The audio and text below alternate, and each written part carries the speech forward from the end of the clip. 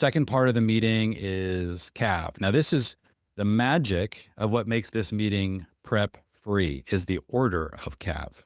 Calendar, announcements, vision. So if you keep a good calendar, which April and I both do, we are both obsessive calendar keepers, then all we have to do is look forward 1 or 2 weeks to discover all the announcements that we need to provide in the meeting. So April, what's your favorite part of C.A.V? Anything that kind of over the years as we've practiced this rhythm of a 2-week look ahead on the calendar that generates announcements and vision conversations, what do you like about that practice? Well, I like how I feel like pretty much anything I wanna talk about that I feel needs addressed, where I need everyone to hear me saying the same thing, I don't wanna have to say it 5 different times.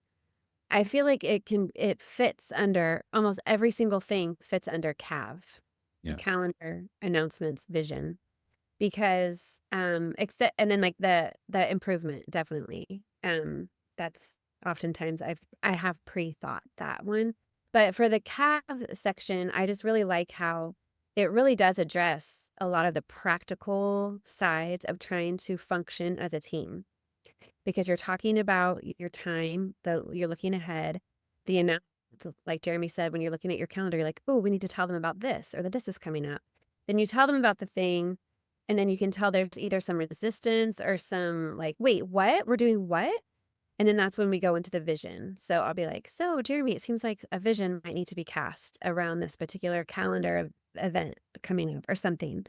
And so he'll spend the time getting big picture. I really like that because it really backs me up because I'm very in the weeds, so to speak, with the kids. And so for Jeremy to kind of come in as the vision caster and say, even, I mean, we're not talking like coming up with a family mission. The Right. vision is just like, okay, guys, we're going to go to so and so's house for dinner on Thursday night.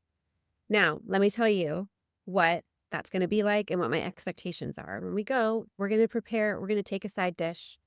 We're gonna work together to make that. We're gonna whatever the thing is, like Jeremy would take the time to like set the stage, help them think about these things ahead of time, make sure that everyone's gonna be home on time so that we can leave on time. Like all of that gets addressed in that.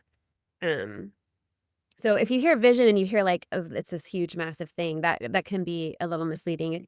A vision just about like the activities throughout the week. And it helps the kids all get on the same page. Right. Like, remember mom said or dad said that we have to help with the thing. So Yeah. I've appreciated about it. Yeah, the vision. So I'm such a huge fan of like in understanding that he who knows why can bear almost any how. And so anytime you have a struggle with the how, oh my gosh, we have to clean the house again. Oh, we're going to have those people over. Oh, we're going to have to travel. Oh, we're going to sit in the car that long. Those are all hows that need to be attached to a why.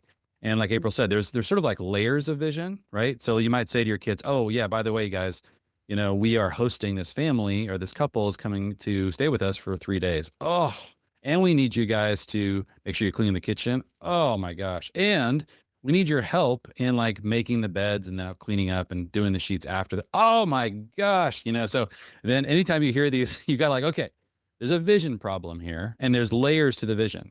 And the way you find the vision, you just ask the question why.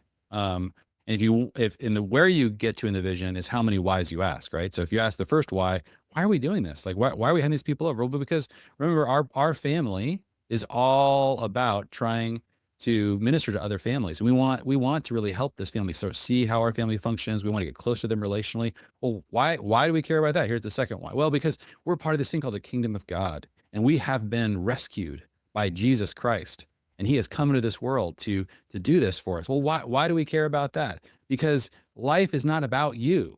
We live in a God-centered reality. Genesis 1 is in the beginning, God created the heavens and the earth. You and I are sub characters in the story that is glorifying God. And that the way when we glorify God through ministering to people in the name of Christ, through being a family team, and through helping their family minister now to other families, like this is how it works. And so often, you can't expect kids to really understand that vision, but they may need to attach to different parts of that vision, right? And so depending on how vision oriented your children are, they're going to need like more deeper and deeper answers. Like I even as a kid, I was like obsessed with like the deepest why. And so I was like constantly pestering my parents with questions about why. And I really was asking like for the deepest why, like keep going deeper because this confused me, about everything I was doing. Some kids are like, you just give them a broad explanation of, look, our family team has this mission and this is part of it. And you're on the team and we need your help and we love God and we love each other and we're doing this thing. Oftentimes that's good enough for kids.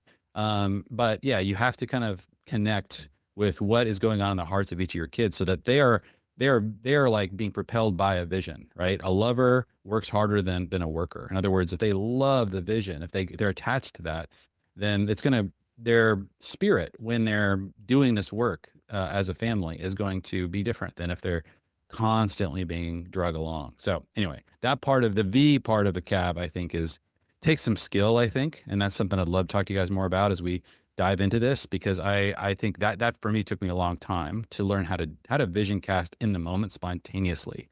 But I think that is a very important fatherly skill. Like the mother can do this too, but dads must do this. Dads must learn how to vision cast to their family teams.